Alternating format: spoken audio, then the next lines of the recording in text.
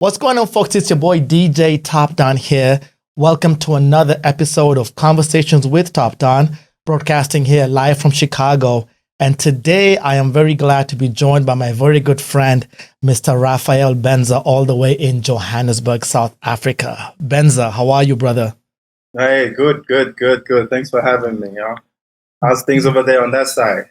Things is great. Cannot complain, man. Cannot complain. How is things on your end? I see you've been you're barely in SA, man. I see you in Zimbabwe. I see you all over the continent, man. So I'm very glad to actually have you on the show today. It's been a long time coming. So welcome.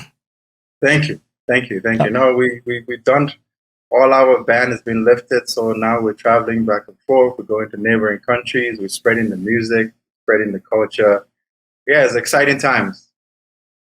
No doubt, no doubt. So for those who don't know, Benza is head of A&R at the Fifth Season, which is a creative agency and creative and marketing agency, and also record label as well in South Africa. So I may have jumbled that a little bit. Maybe you want to let our viewers know a little bit more of what you do at the Fifth Season and kind of your daily operations, what's going on, because you're a very busy man. So what are some of the things that you're getting into and some of the stuff that you have working on right now? Wow, daily operation. No day is the same over here. No day is the same, so there's no standard. There's no. We are a talent and content management agency. Some people might call it a record label because we manage content. We help develop content with our creators. So we look at it more from a marketing point of view. So our main job is to create demand for our talent and the content that they create. So the content could be audio, it could be video, and it could be for social media. Our job and our heavy responsibility is just to create demand for the product so that the artists and the creators can make a living, can follow their dreams and live their dreams and get the music to the fans all over the world. That's what we do at Fifth Season. All right, no doubt. I was taking a look at the roster that's currently in place. Some of the releases when I went on your website. And by the way, for those watching, if you go to the Fifth Season, search it online, you will take a look at the roster of artists in place. Some of the more popular ones that are kind of like really doing well, your likes of Ami Faku. You would had Manu Wallstar that you were working with. You were working with Tresser. You've worked with AKA. So one of the questions that came in that was asked is that even the artists that we've just mentioned, there's a great diversity in South African music. So we've just mentioned soulful artists. We've mentioned Amapiano / R&B artists. We've mentioned rap artists. African pop. Yes, and African pop as well. So there's very few countries that have that diversity of music and that are able to push that and market that, not just internally, but also export that from South Africa.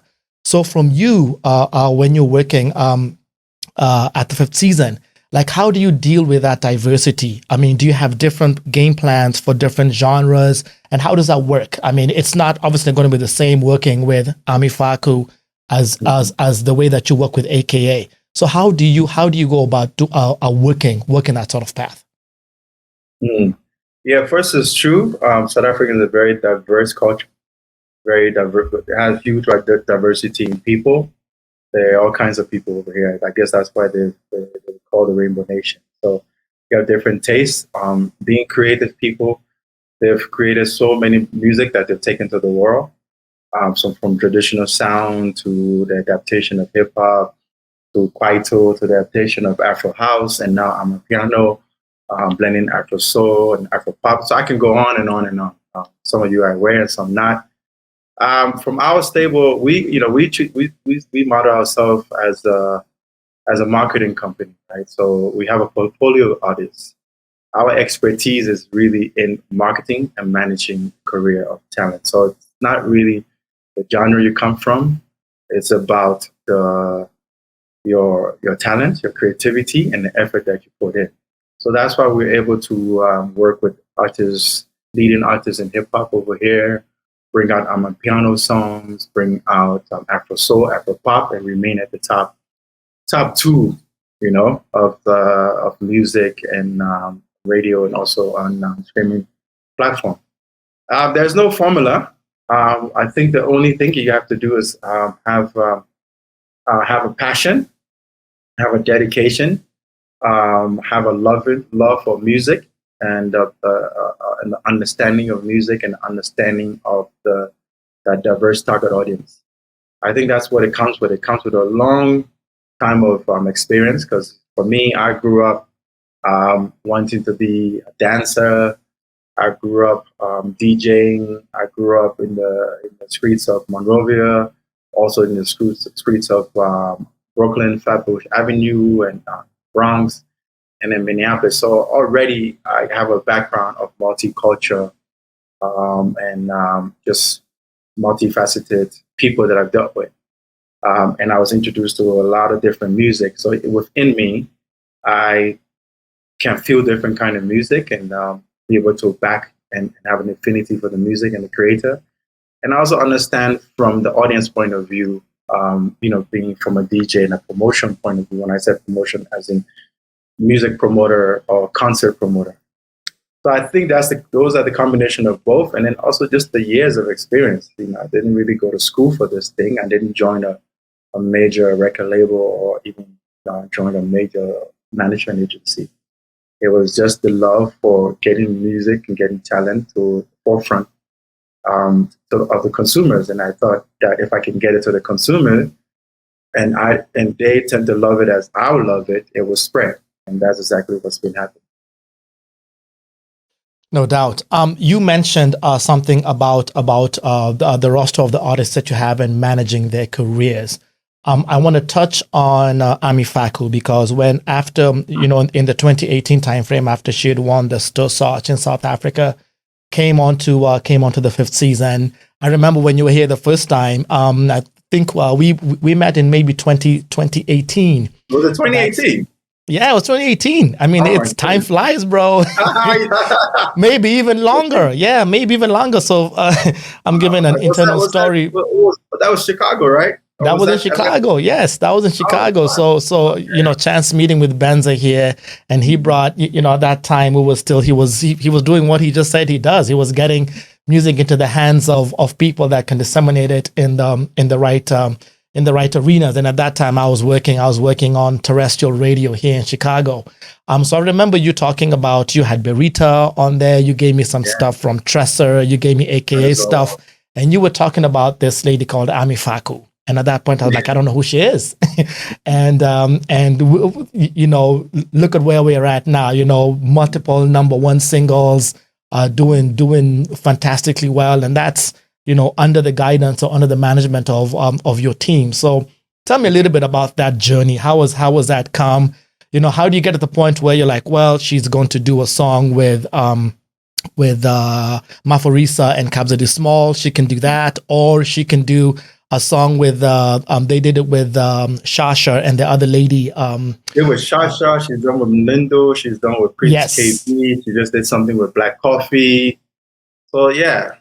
So how do I just think every now and then there's it comes around very talented people. They could be, the voice could be the distinctive thing about them. The personality could be a distinctive thing about them. Their looks could be the distinctive thing about them. Every now and then you discover one. And second after that, you gel with them and they become very comfortable and become very trusting of you. And when those two things are merged, a very talented, hardworking person who's not fazed by fame, who's not fazed by material stuff, just really want to create great music and get it to the fans.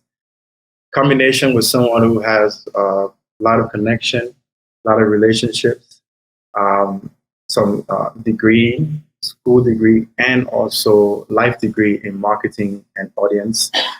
You tend to have a good combination, a good team. We've been lucky enough.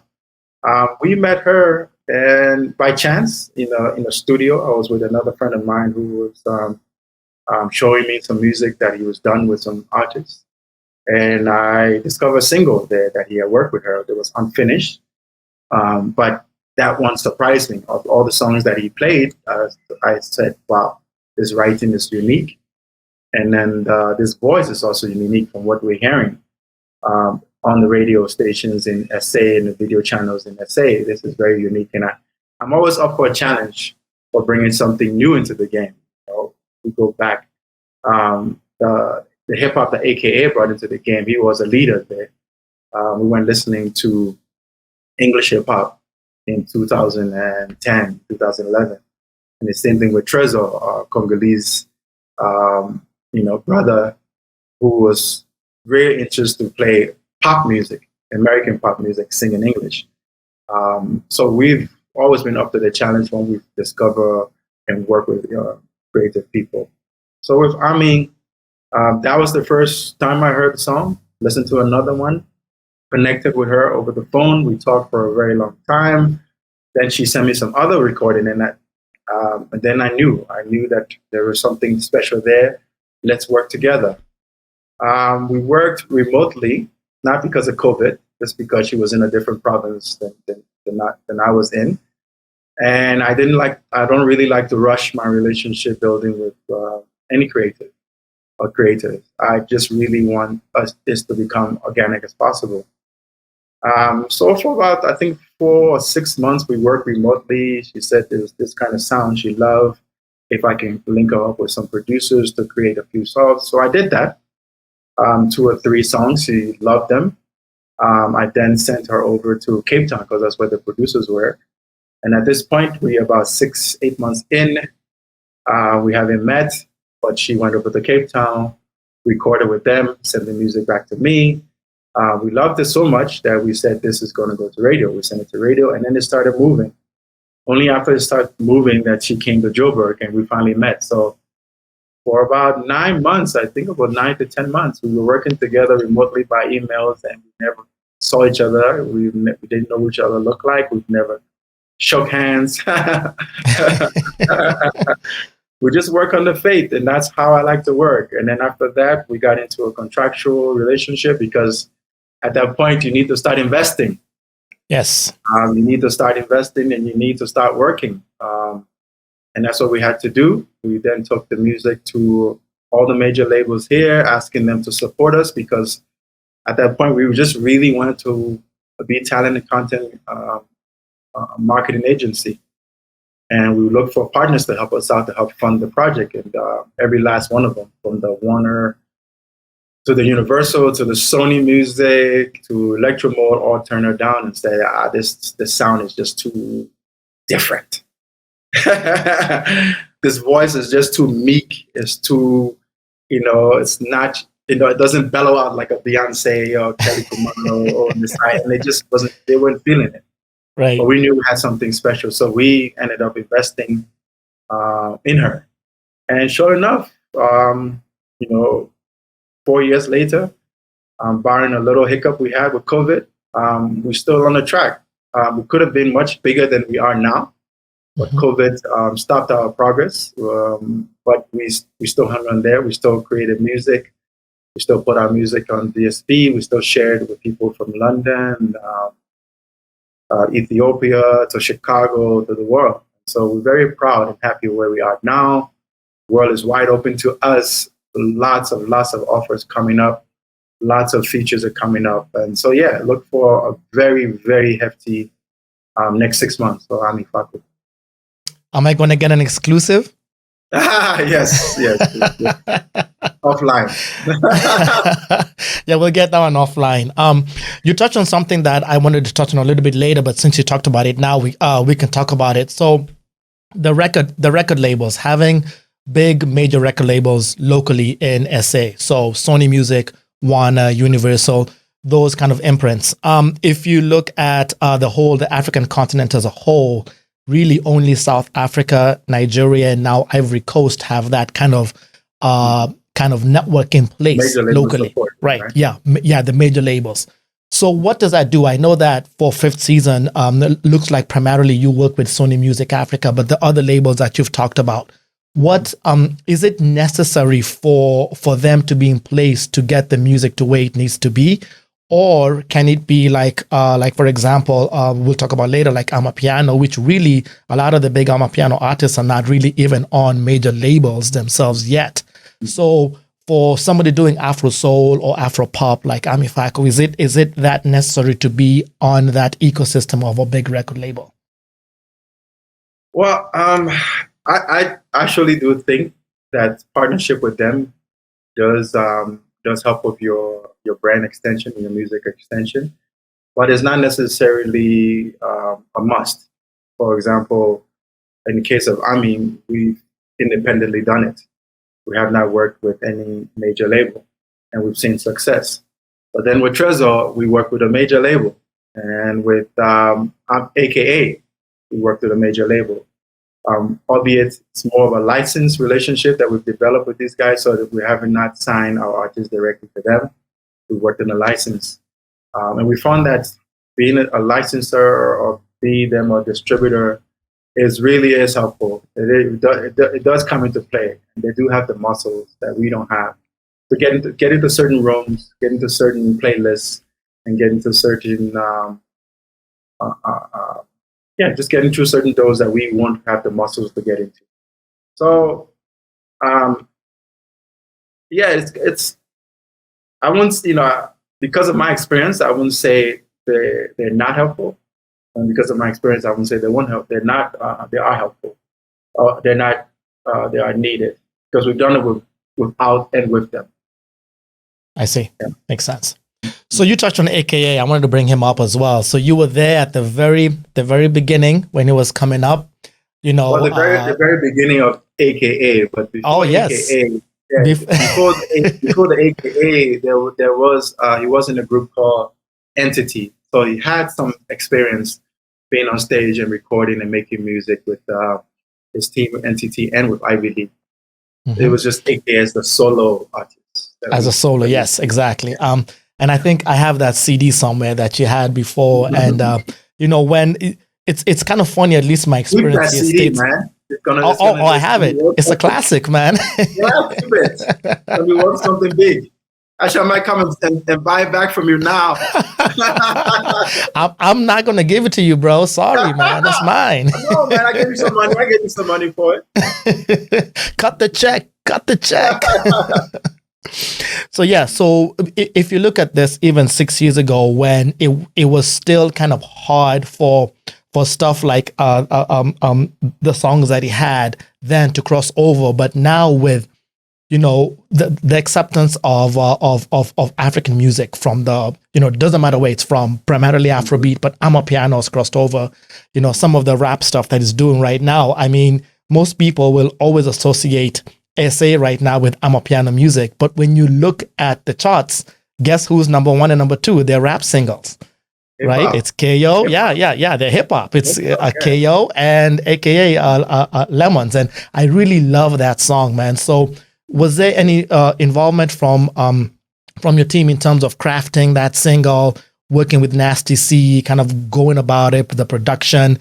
If you've not listened to that song, go right now, pause the video right now, go listen and come back. Okay, so we can discuss this properly. It's on Apple Music, it's on Tidal, it's on Spotify, it's on YouTube. There's a really nice music video there already. Yes, there is. Yep, yes, there is. 2 million views on there. Yeah, it's doing really, really, really exceptionally well on this side. Well, this side meaning the African continent. Right. We still have a little bit more to go to break into UK and the US, but we're coming. We're coming. Yes. Okay. What about the sample? Fifth Season has a recording partnership with AKA. Mm-hmm. So AKA was signed as a recording artist to us Fifth Season, and there was I think 3 projects that we were signed up for, and after we did the 3 projects, we moved on to a partnership with him. So now, really, the partnership is called Fifth A. So it's a combination of Fifth Season and AKA, and we put out 1 project during the 2020 COVID time. And now we're doing this. So the process always works that we, AKA loves to do recording camps. So he would grab some musicians that he loved working with to go away and create music. Sometimes we share beats that we get from other producers outside of his circle, and he listens to them, and sometimes he vibes with them, sometimes he doesn't. But that's where it starts. It starts with a recording camp. The guys go in for about 4 or 5 days. They work and work and work. And we work stuff. and then they share it with me, and I give my input. I remember the first batch that came, about 7 or 8 songs that came, listening to it, and this one kind of stood out at me. You know, it said everything that I think I needed a comeback track for AKA to say. It said funky. It said a sample, which AKA was known for. It had good raps. It had a great hook, and it also had elements of Amapiano current sound. So right, it actually was hitting all the right spots, ticking all the boxes. After a few back and forth about some changes on verses, changes on beats, changes on the length of the song, we got to a point where we said we actually should do a feature on this. The guys went back and they kind of try to figure out who to get onto this, and they went with Nasty C, and he loved the track, and he actually gave us our verse. Like within like a week and a half, we had a verse, and it was something that we were like, okay, we're ready. Now we're ready to roll. The only thing that delayed us was that we wanted to shoot a music video for it to come out at the same time.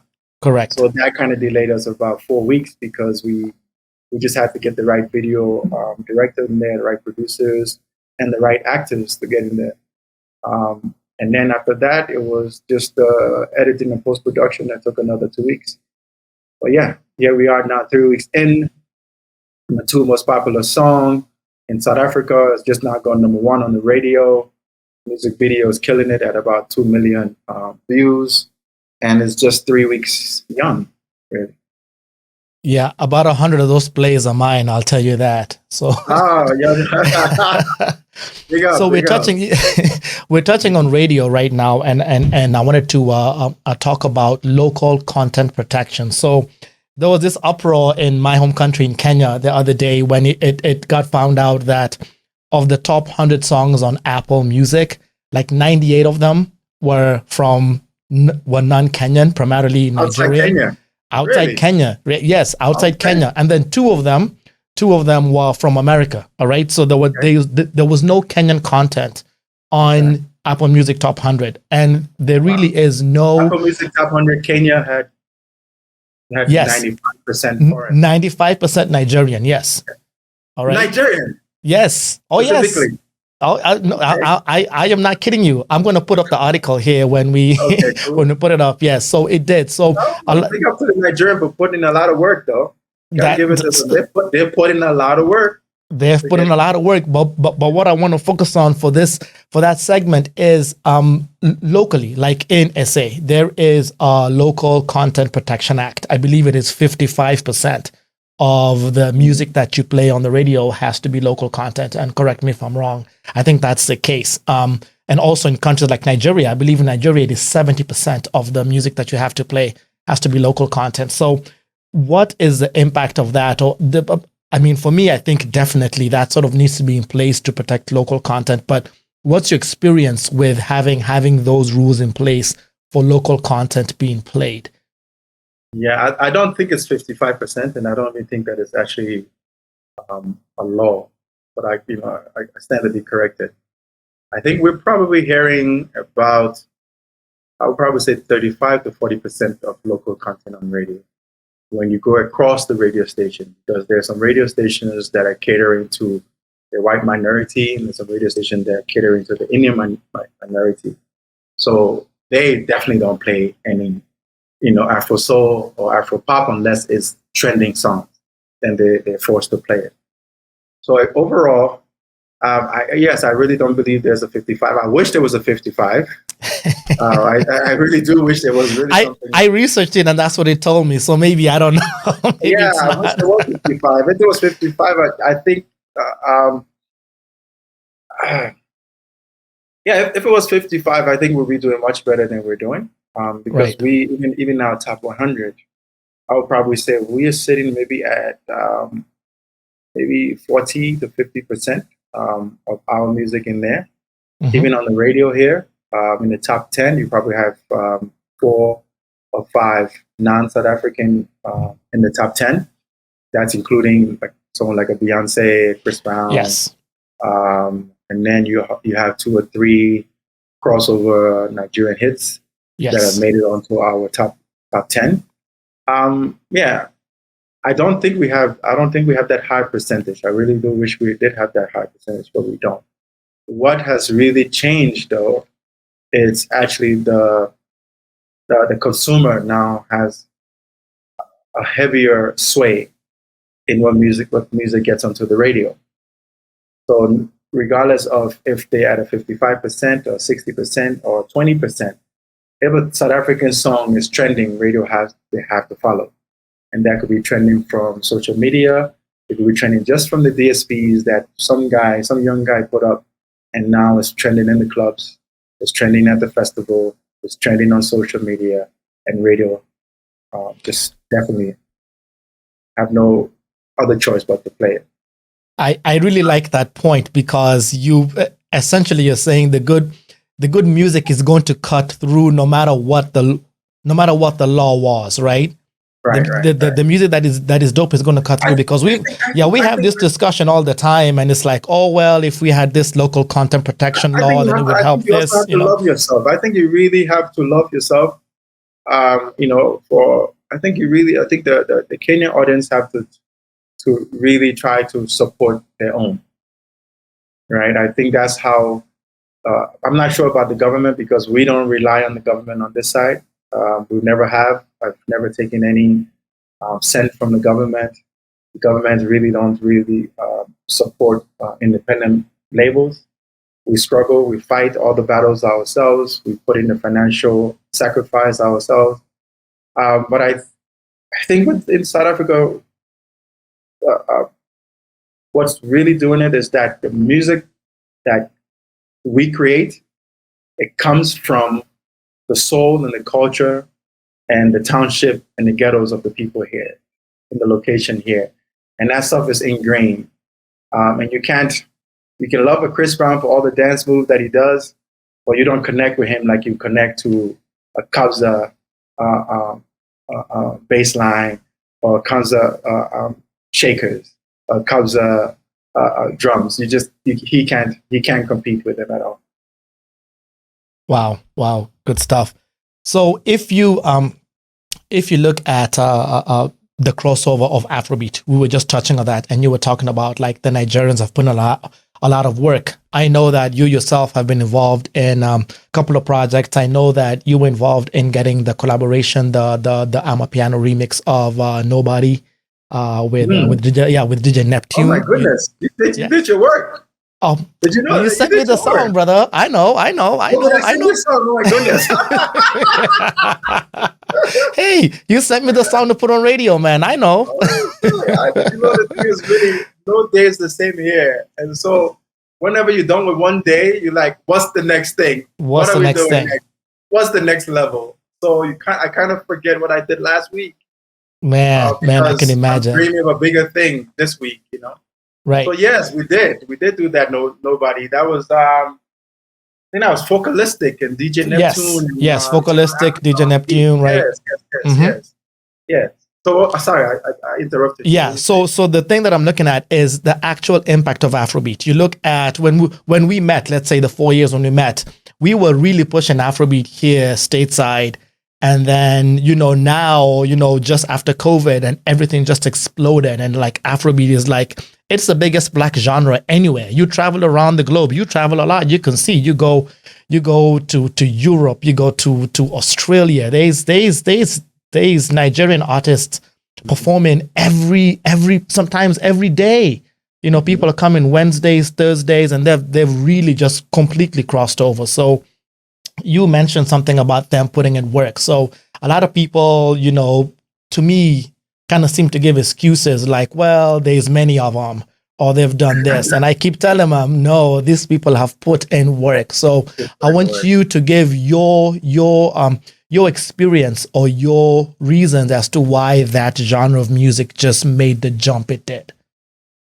I just think it's the hustle mentality of Nigeria. They're a hustler, no matter what level you're on. You could be a rich man's son, like who. Like, yes, or both. But you hustle, and you hustle as if that you don't have those money backing you. And you could be a young, skinny guy from a ghetto, in Lagos and still hustle. I remember, I think my business partner when Essence came out and we were all going crazy over Essence with Wizkid, and she reminded me like 7 years ago, in between, I think it was got the South African Act and I think it was Snoop Dogg. Mhm. There was a little guy who came on stage in between there, and no one knew him. He did 2 songs. He threw some rands and dollars into the stage, made some noise, and left. And that guy was Wizkid. So he's been coming to the SA and going around the world, hustling, getting on stages, getting in clubs, getting in the booth with the DJ, sleeping in Airbnbs, sleeping on couches, and working and working and working. So I think it's the effort, it's the hustle mentality of them. I mean, the same thing with Burner. When we put Burner on our first track here with AKA All Eyes on Me, Yes. it was because he had an agent on this side working, telling us, you got to look out for this kid. You got to look out for this kid. Check the kid out. Saw his stuff on YouTube. They have put 1 or 2 things out. We sent the music without asking for any money. 2 days later, he sent us the hottest chorus ever. Yeah. At that time. Yeah. Yeah. So he hustled 2 days without any cash. He sent us back what we wanted. So that's the hustle mentality. He saw the opportunity of him getting on a #1 artist in South Africa song. He saw the opportunity that once that song started to pop, I can now try to explore South Africa and spend some time in South Africa. And that's what he did. Came to South Africa once again, slept on people's couches, slept in 1-bedroom apartment with his people. And 6 months after that, he got on Batters and a few other songs, and then he left us for the world. I always laugh because some of the songs you've just mentioned, there's a couple of songs that because the jump happened in 2020, where everything just completely took off, some of the songs you just touched on, like Baddest and All Eyes on Me, if those got released today, But Burner still plays them. Yeah. At his shows. He still plays them. He still plays those 2 songs at his shows. Yeah. Yep. And AKA still plays those 2 songs at his shows too. Yeah, those songs. If it came out just today, yes. Yeah, if it came out today, would be we wouldn't have the time to have this. At least you wouldn't have the time to have this conversation. I'll be talking to Sway right now. You wouldn't have the time to be doing this, man. Man, you'd be busy, man. You'd be busy counting that money. Like, yo, here we go, man. Yeah. All right, I want to jump into Amapiano, man. I mean, how do you even explain just the absolute jump from local township kind of songs that people hear? I mean, like, for people who don't follow, we've known it's been here for a very long time. They just had a documentary on the BBC about the rise of Amapiano, but it's just because it took the jump now and it's now mainstream that even our brothers from Nigeria have now adopted the sound. And I had that video last week, I think you saw it, about people are now saying, why are you biting our sound? Why are you taking our sound and not giving credit back to our artists from SA? So thoughts on that, man? Where do you see this going? Why do you think it just kind of ramped up the way it did? And also thoughts on the fact that now those Amapiano sounds are now pop sounds. They're being used everywhere, not just on the continent, but, it's exported elsewhere as well.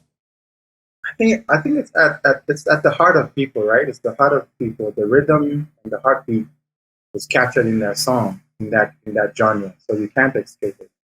The other thing is that it's a dance category music.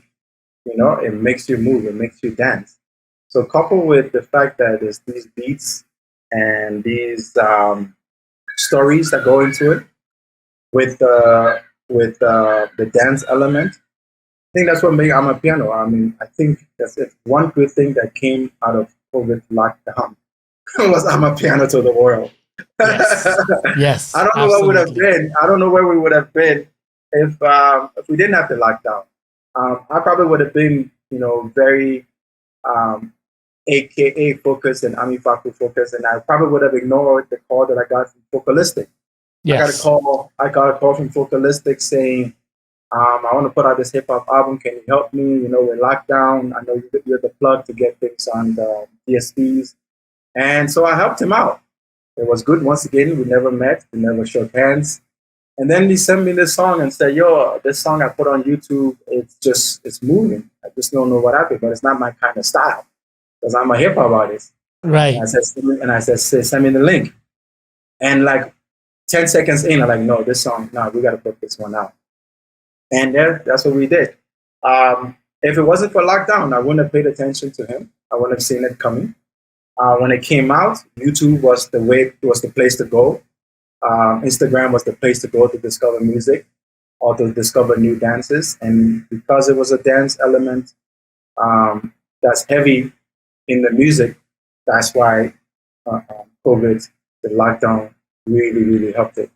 And it could have gone, just to South Africa, but because of the internet and because we have African people everywhere, right? Everybody deep down inside is actually African.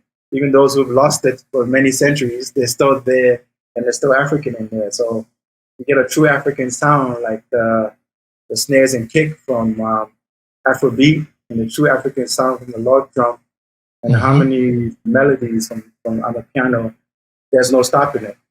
We still have the best years ahead of us. From all the music that I've been listening to, I've been going to a few piano camps. And the new things and the new spin these guys are putting on the music, the new melody, the new sounds, the new storytelling that they're doing. Nah, man, just sit down and enjoy it. It's going to be another 5-7 years. Hey, I'm glad, man. I am glad. I am happy that's the route it's taken. I'm a traditional like house consumer, like from way back when. A lot of the house I listened to. I think I showed you before. Your Malaika, your early black coffees, mostly on the DJ perspective. So when Amapiano came around, there was always that, well, I'm not so sure. Should I listen? Should I not? So I would mostly do the soulful Amapiano. But even now, the sounds that you have, because you're correct, they flipped the way that you listen to music. Even from a DJ's perspective, when I put the song on, I'm like, some of the keys or like when you're waiting for it to go on beat is flipped around. So the bass is the drum and the drum is the bass. It's mad. Switching it around. Yeah, it's all switched around. And it's raw. Oh, it's crazy. When you put some of those songs on in the club, you're like, yo, man. There's no music theory in there at all. No. It's just the music theory is what comes from your heart and your feet. That's basically what it is. Piano now have other variations, Kija, Bacardi, commercial, private school. Who knows what else is coming? I'm hearing there's something called Mozambique. I just got news of that like last week. There's a new sound from piano. Hey, that's the exclusive we're waiting for, right? So yeah, man, it's coming. The wave is coming. It's not over yet. So the way that some of the Nigerian artists have taken elements, it depends. They've taken elements of Amapiano and made it theirs. Like, let's focus on Ashake, who's done tremendously well. This guy really, when you listen and say you listen to his albums, other than some of the slow ones he did, all of it is Amapiano driven. Thoughts on that? I don't want to sway it either way. Just what are your thoughts on how that has transpired? I think it was inevitable. That the big powerhouses from Africa would connect. And I think it's inevitable.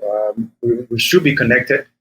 We should be borderless. We should be in each other countries, back and forth, doing business, leisure, and whatever else with each other. Politically, we're not doing that, but music has done it for us. So no, I don't have any issues with it. I don't have any problem with it.